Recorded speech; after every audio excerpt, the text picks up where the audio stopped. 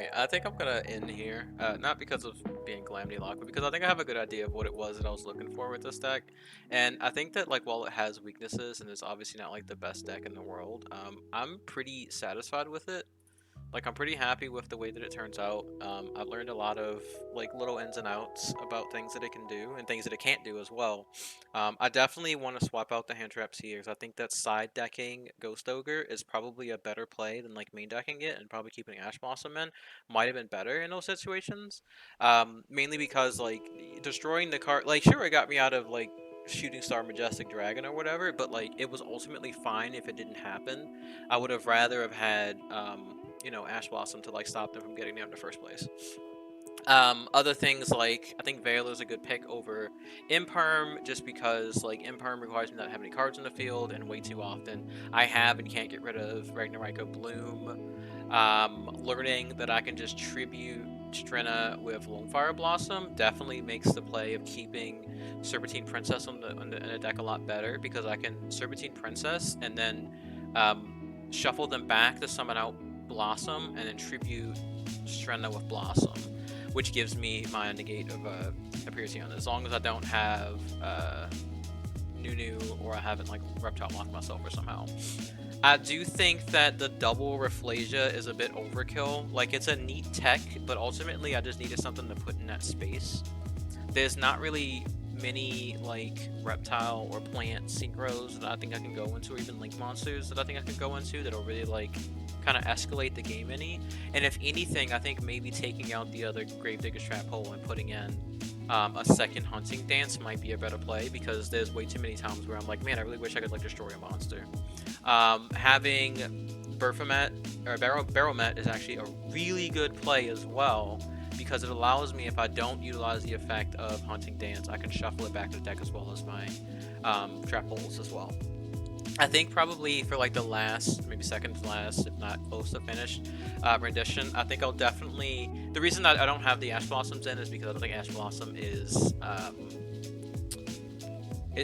just can't afford it right now. It's a bit too expensive. I mean, Ash Blossom's what, like Ash Blossom is running at like $4 a piece. You know, it's an extra $7 for a deck that's already going to run me like, or actually like $12 for a deck that's already running like 100 just to have it delivered. So I'll probably end up getting both the Ash Blossoms as well as the Ghost Ogres in the future, and putting the side deck in the Ghost Ogres probably in place of like Droll, and maybe like go down to one Nibiru because I don't want a Nibiru myself. And drawing Nibiru is like the worst thing I could possibly do as well, especially because I won't be able to summon it in most cases.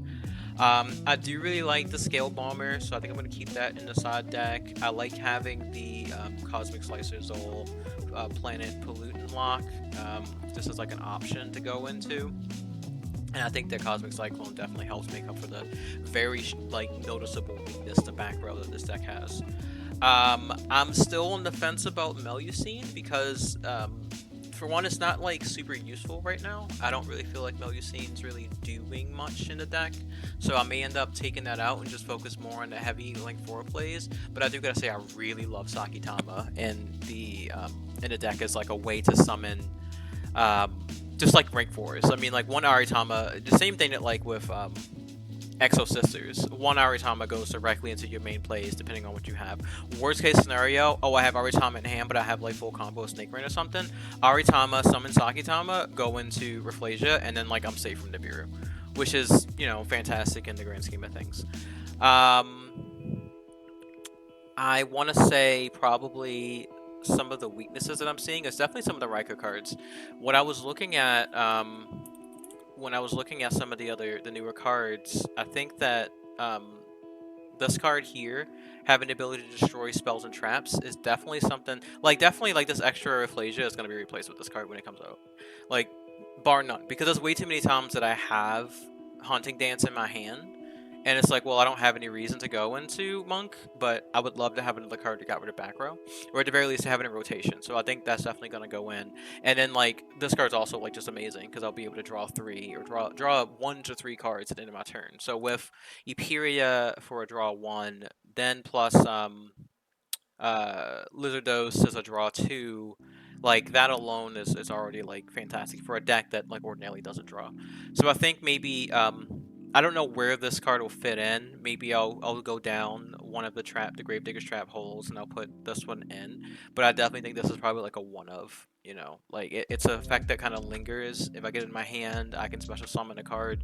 It is an insect, so like getting it back into my opening hand is probably like one of the hardest things to do. I'd have to like shuffle it back somehow, and then like the only card that shuffles back is Samurai Beetle, and then hopefully I can like draw it back with blue maybe. Other than that, um, I don't know. Like I really feel very good about this. I like queen here instead of king. I really milled over the top of them, like not milled. Really lamented over the top of just trying to figure out which one I wanted, and I think that king's effect, yeah, it loops for one. But like Tier is a deck that's like in rotation right now, and Snake Eyes is a deck that's in rotation. Right? There's too many decks that like want cards in their graveyard, and I mean, at the end of the day, like adding a light or dark reptile, like what am I gonna add? If it's on the field, like I've already have this on my field, my board's established. There's nothing that I'm realistically gonna add.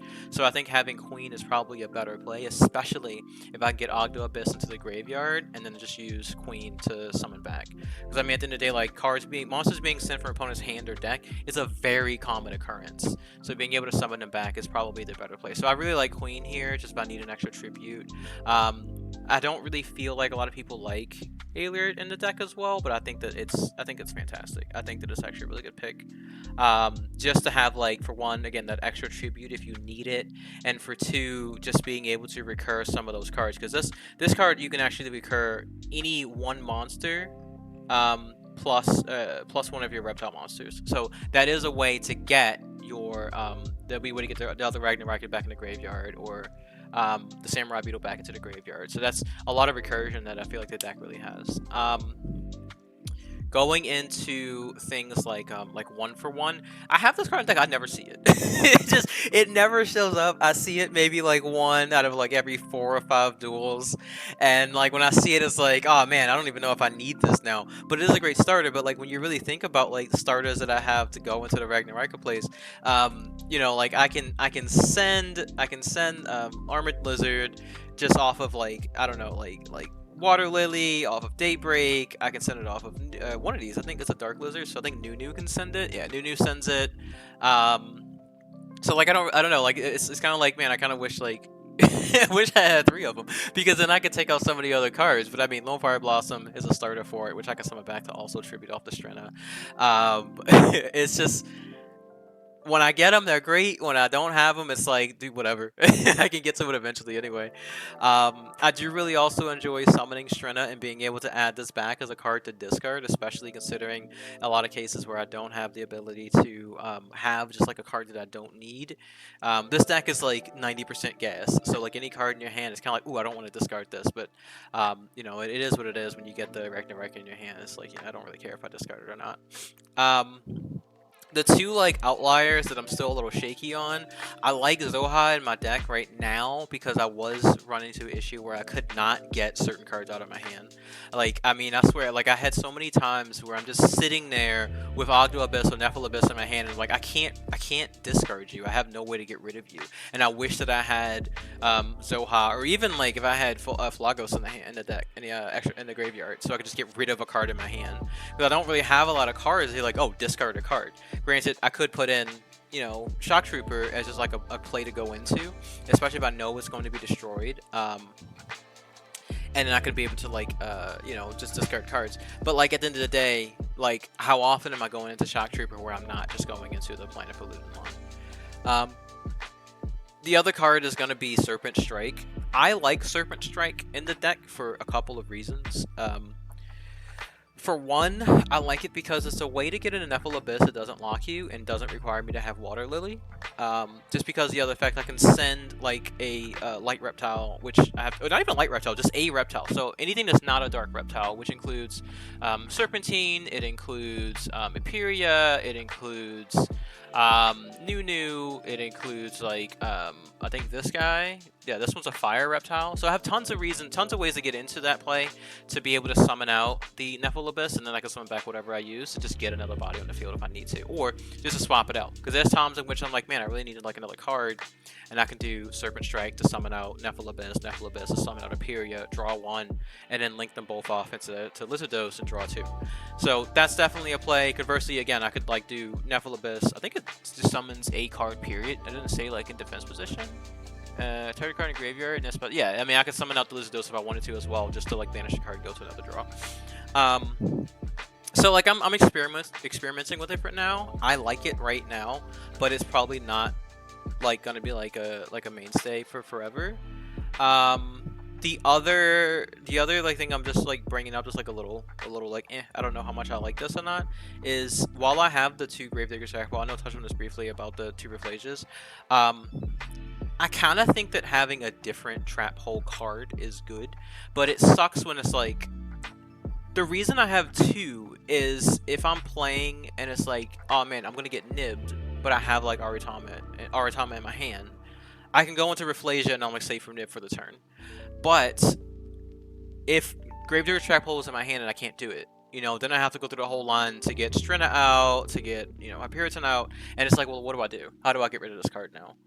So I like having 2 for now. I've never drawn 2 of them, especially because it's like a 50-card deck, but yeah, I may revisit that in the future. I don't think that maybe going above 50 cards is ever going to be a thing here, because like I said, there's cards in this deck I've never seen. But there's obviously cards that I don't want to see. I don't want to see these 4 cards ever. I don't want to see them in my hand like ever. I want to search for them throughout the plays. I don't want to see this card in my hand much of any ever as well. I don't want to see Nightsword Serpent in my hand very often. Lone Fire Blossom in my hand is fine, but it means that I have to use up a normal summon in most cases. So there's tons of cards that I don't want to see, and I think 50 cards kind of limits that option for them being in there without like messing up consistency. Because even just to go through a couple of test hands, like this card is just like all gas. I mean, like I can summon Aratama, go Sakatama, then I can get my plays and new discard the Zora to begin. Actually, no, this hand doesn't really do much of anything. It'd be Aratama send Sakatama, discard Nunu first, summon Nunu just to get him on the field, and then I would have to. No, this hand doesn't do anything. Aratama here actually cucks me because I only have Nunu, I don't have Naya. So even if I go into the play, because Nunu, if I discard it, I can't actually go into anything that's like worthwhile. I would have to send like Aliert and then go into Strenna. It's like the only thing I could possibly think of, and then just go into like plays that way. But I mean, like, it's not like a good hand, because I mean, in this case, I have to go Aratama, search for Sakatama. I don't really need to search for it, but I'll add it in my hand anyway. Then I'll do Sakatama, summon Sakatama, and then I'll have to go into Strenna, discard 2. And then, like, I'm still, like, stuck, because I mean, like, I'll have 2 cards, but then, like, I have to hope that I can draw something else. Because once I summon Nunu, I'm locked, and I can't do anything else. So now, like, I can't, like, summon out the cards that I want to summon. So, like, I mean, there's tons of plays like this where it's like, well, what do I do now? I like having the Lizardos for Ogdoadic because it just means that, like, you get a free draw, like, whenever you want. Oh, fantastic. That's what I'm saying. The deck is, like, all gas. So, like, at the end of the day, drawing a +1 is like, okay, well, I've unbricked myself. But in a case like this, suppose my opponent, like, had some sort of interaction on the field. Actually, no, there's nothing they could have done. If they had ashed me here with the 2 Sakatamas in hand, I didn't need the other one, so it wouldn't have mattered, unless they held ash and waited for me to use the Lizardos. If they had hit me with, like, Imperm, there's no good target to Imperm, I guess, besides, like, Lizardos, which, yeah, that kind of does screw me over, and I can't do anything else at that point. But it's like, I mean, I don't know. It's like there's so many cards that you can draw to just kind of get you back in the combo. I mean, like, again, like the Ragnaraika, I can discard the Ogdoadic stuck in my hand, and I can get into plays this way. I don't have a level 4 that I can summon, so it's actually kind of rough for me here to be able to, like, go into anything. What I would actually do in this case is actually banish the Sakatama and not go for Bloom. I would just get both of these and then banish the Sakatama that I have extra in my hand. so that way I can get more cards this way. But it's still like because I don't have another level 4, I can't do anything. You know, I can only go into the Raika place here. I can't go back into the Ogdoadic stuff. So yeah, there are obviously limitations of having the Aratama Sakatama because it can't be special summoned. But I mean, at the end of the day, like these limitations you'd run into with like any deck. You know, you're not going to be able to have the perfect hand every time. I don't know. I still really enjoy this. I still really like this. This gives me enough like link fodder to kind of go all the way up the Raika chain and be able to, you know, end on both a 4 and a 5. To look at another hand here. Let's say we have this one. Naya and Arts and Sakitama is just like the best hand you could ask for. Just because. So you go Naya, right? Send Curse. Normal summon Sakitama, so that's one summon. Normal tribute Sakitama with Curse. Add Sakitama back to hand. Tribute or trigger Curse. This is a 2 summon, 3 summon. Okay, right? Activate that, and you can get a card. You know, this is for later plays. Depends on which one you needed. You could have gone for whatever, depending on what's in the rest of your hand. Activate Sakitama. It's gonna be your 4th summon here. Okay, go into, you know, Rafflesia. So that way now you're safe from Nib. Or you can go into Strenna. So that way you're safe from, you know, if you think they're gonna nib you but you want to keep going, you don't want to like, you know, rely on, like in a case like this, if I only had the 1 Gravediggers, I would go into Strenna and I'm like, yeah, nib me if you want to. I'm gonna get a negate on the field afterwards. Or, you know, I keep going that way. So there's tons of stuff here that I think like really works, and there's tons of stuff that really doesn't work. But it's definitely a work in progress that I'm working on. Things that I've been like eyeing, like things that I've just been like thinking about, is definitely a less Xyz centered build, and maybe leaning more towards into like maybe Bee Troopers or Predaplants. I think a Predaplant build is definitely something worth looking at. Running like instant fusion, because there are like a lot of, let's see if I go insect, plant, reptile, fusion, right? Let's see, I just do that, fusion. There's quite a few of the Predaplant fusions, you know. There's quite a bit of them. This card I learned I had in the deck as a tech pick with 2 Predaplant monsters. There's one of them that has a polymerization to the hand. But what I didn't notice about it when I was like playtesting it, I have to find a way to like put it on the screen without like I don't have a way to get it on the screen because I can't like get another card up there. But it has when your opponent special summons a monster from their extra deck. Well, it's a win effect. So if they are using Poly, or they're using like an effect that special summons from the extra deck or something like that, you know, or cheating like, you know, like a hero lives or something like that, you miss timing and you can't actually activate it. Obviously, a Dragos Apelli on the field is fantastic, but also just having like the general like Predaplant monsters that put counters on cards like so frequently is also like a really good pick. I like that a lot. I also like the ability of having X-Stocks if you wanted to go for like a more aggressive build, because this also gives you more card draw, and you can keep the Lizardos and the Aperia in your main deck to go for potentially a draw 3 or draw 4. Which is fantastic if you want to like go from like a hand trap centered build. I think with Predaplant and taking out, you know, a lot of these cards, you could definitely probably cut the deck down to 40 if that's something that you're looking into. The other build I was looking at was actually like a more plant focused build for synchros. There's quite a few synchros that you can actually go into that, you know, are decent-ish. I mean, Eteria Beast is one. Wait, which one is it? Hang on. There's an Eteria card. I don't think I have a level set, do I? I do. There's an Eteria card. Maybe I don't have it turned on. Let's see. Maybe it's Eteria. Maybe it's actually not a. Oh, it's not a plant. Okay. Well, yeah, I guess throw that out. It's not a plant. I saw someone running Eteria Beast in the deck, and I was like, oh man, that sounds fantastic. But you can't run Eteria Beast because you're gonna get locked into insects, plants, and reptiles.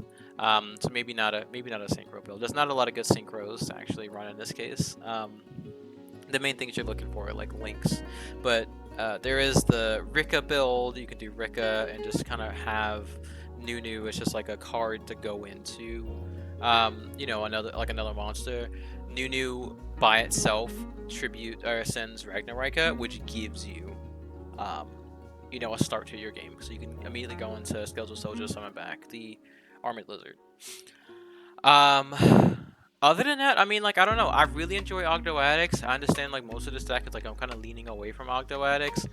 Maybe we can go into some of the more reptilian stuff, but, those cards aren't very good.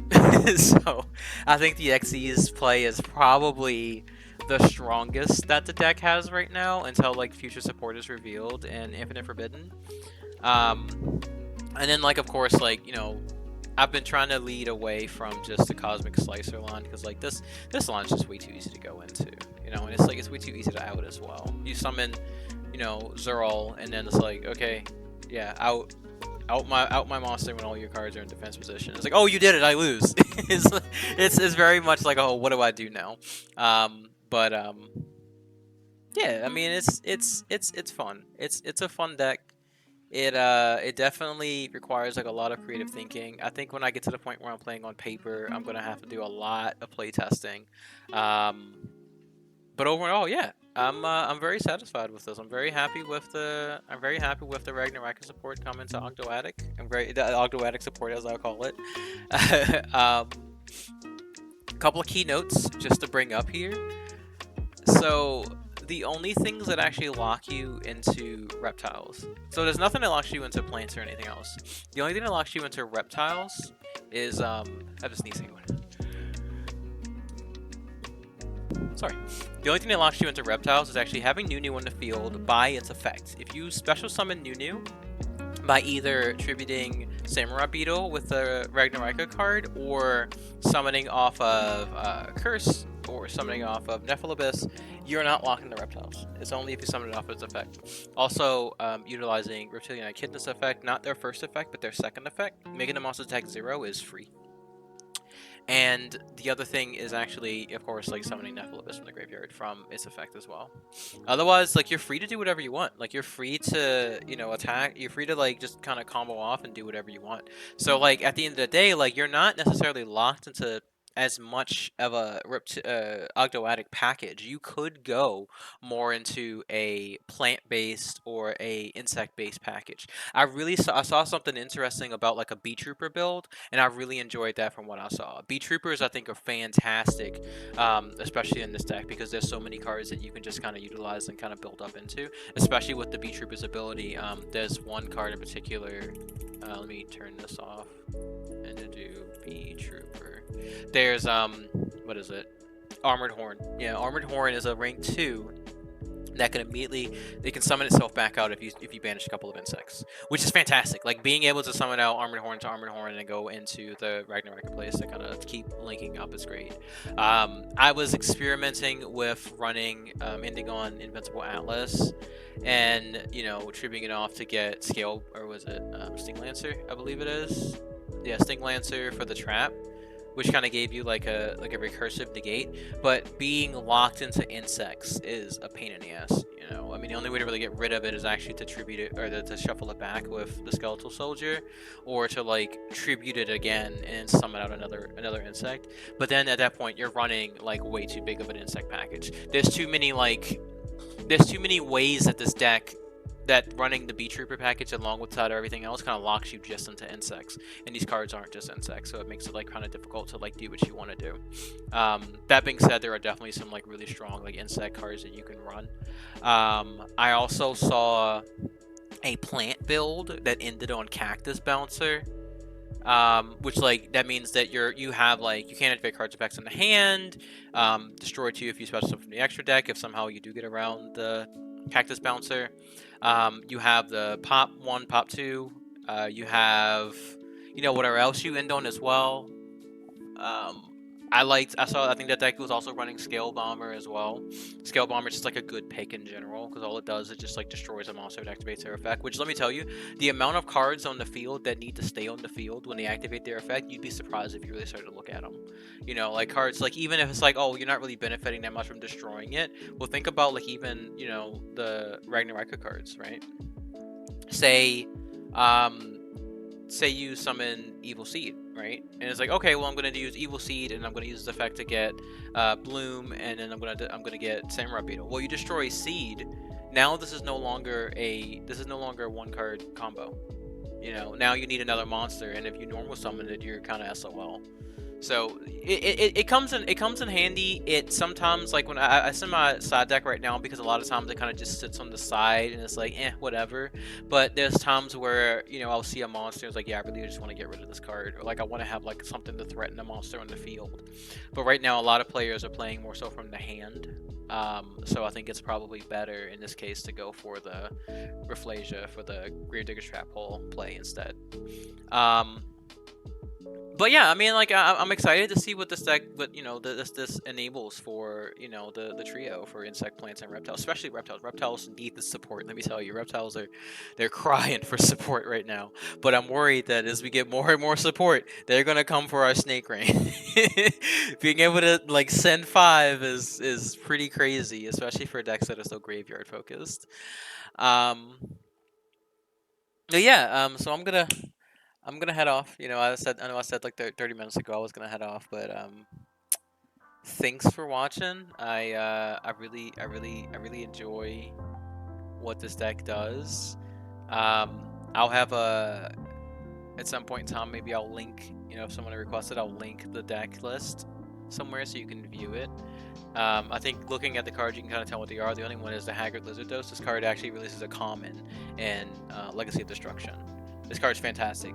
Just to read it out to you, if you could banish a monster from the face-up field to graveyard with 2,000 less attack, target a monster in the field, make its attack 500, make its attack become whatever that attack is, and then you draw a card if it was a reptile, if it was originally a reptile.